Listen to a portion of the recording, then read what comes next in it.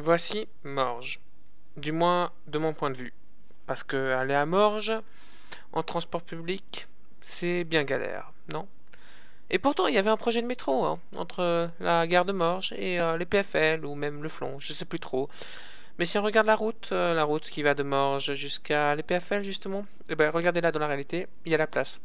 Elle a été là, laissée là, pardon, exprès ou pas, je sais pas, mais il y a la place. Et ce projet de métro, qu'est-ce qu'il devient? Disons que c'est une motion qui est de temps en temps évoquée dans les journaux, par-ci par-là, où rien ne bouge. Pourquoi on ne fait pas bouger les choses? Moi je dis, on va créer ce métro. Donc, soit, nous sommes à l'EPFL. Qu'est-ce qu'il faut pour faire un métro entre l'EPFL, qui pourrait être prolongé par les voies du M1 par ailleurs? Qu'est-ce qu'il faut pour faire un métro entre l'EPFL et Morges? Vous allez me dire, beaucoup de millions. Je crois que le M1, c'était, si je dis pas de bêtises, entre 150 et 250 millions. Ok, je sais, il y a une grande différence, mais je sais plus. Mais ce métro, à l'heure actuelle, peut-être qu'il aurait fait le même prix. Mais s'il a été fait à l'époque, s'il avait été fait à l'époque, avec l'inflation et tout ça, eh ben, ça aurait été beaucoup moins cher. Enfin bref, donc ici nous sommes au Sustec. J'ai tiré un trait ici pour faire le projet du métro qui longerait les PFL et qui irait pour Morges.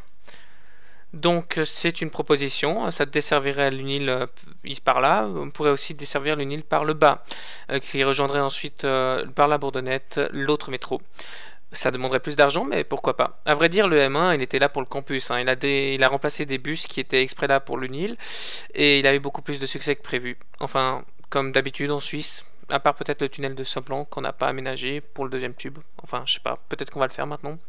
Bref, nous avons le métro ici, qui va jusqu'à Morges. Donc si on regarde, il rejoint les lignes de CFF assez rapidement en fait. On a, on a tout ce trajet ici, dont j'ai déjà montré que la place existe. Donc mettre des rails là-bas et faire un métro, finalement c'est peut-être pas si cher que ça. En tout cas, ça coûterait moins cher que de refaire le M1 aujourd'hui, je le pense. Bon, pour suivre ce métro qui partirait de Morges, donc qui ressemble au M1 parce que c'était prévu que ça soit la même technologie à l'origine, enfin une sorte du M1 qui aurait une autre ligne, mais même véhicule. Enfin, tout ça pour vous montrer un projet. Vous prenez la carte de Lausanne 3D, donc en plus de Google Earth qui est déjà en 3D, ici vous avez vraiment les mouvements des véhicules, etc., la simulation. Donc vous tirez ce que vous voulez, des lignes de métro, des lignes de bus, enfin vous refaites des bâtiments, tout ce que vous voulez, vous êtes libre. Ici c'était le projet du M1 version Morges. Si vous avez envie de faire le métro qui passe par le tunnel de Tridel ou changer des arrêts de métro ou de bus pour que ça soit plus proche de chez vous, bah faites-vous plaisir, c'est à vous de jouer maintenant. On peut aussi choisir une autre alternative, par exemple de prolonger le M1 pour Georgette, faire un vrai métro, c'est-à-dire sous terre. Donc si je prends le M1 ici, c'est la gare du Flanc, donc je pouvais pas la faire sous terre à cause des limitations du jeu, mais ça représente vraiment le Flanc, Lausanne Flanc. Donc mon M1 là, je l'ai prolongé pour qu'il aille sous la terre, pour qu'il desserve par exemple Georgette, ou on peut le faire continuer ici, et même rejoindre les voies de CFF. Il faut savoir qu'à l'origine, le M1 il avait comme objectif, une fois arrivé à Renan-Gare, pardon, d'aller jusqu'à Lausanne-Gare.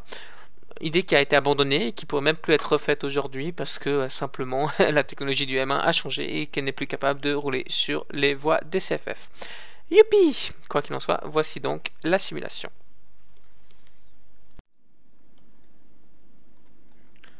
Donc, qu'il s'agisse du métro que l'on vient de créer, à autre chose, pourquoi cette map existe, enfin pourquoi cette simulation existe, vous l'aurez compris, c'est pour laisser libre cours à votre imagination. On peut ici simuler différents projets, vous pouvez prendre le bulldozer, vous pouvez prendre les météorites si vous voulez tout faire exploser, n'y comptez pas, j'espère encore vivre au moins 20 ans. Quoi qu'il en soit, construisez ce qui vous plaît, modifiez ce qui ne vous plaît pas, faites de Lausanne votre ville, mais avant tout, pensez au fait que le trafic est semblable à la réalité, plus ou moins, mais surtout que tous les TL ont été reproduits dedans, donc j'appellerais même cela TL Simulator 2.0. Non, je rigole, mais je veux dire par là que vous avez toutes les lignes DTL, vous pouvez sélectionner chaque bus, vous pouvez voir quelles sont les statistiques, vous pouvez modifier les lignes. Bref, faites votre propre réseau, c'est un peu un jeu aussi. Ou faites vos propres plans. Vous pouvez aussi modéliser en 3D un bâtiment, comme le Rolex par exemple, et l'intégrer dans le paysage de cette simulation. Quoi qu'il en soit, tout ça est libre, les ressources sont disponibles sur Steam. Comptez entre 50 et 100 francs pour l'achat des extensions nécessaires à faire tourner le jeu. Et aussi ayez un bon PC parce que ça demande quand même pas mal de ressources. Quoi qu'il en soit, voilà.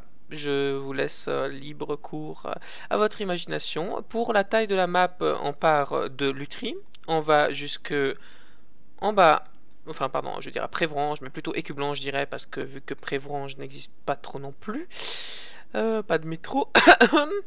Bref, nous allons aussi dans les Hauts de Lausanne, et voilà quoi.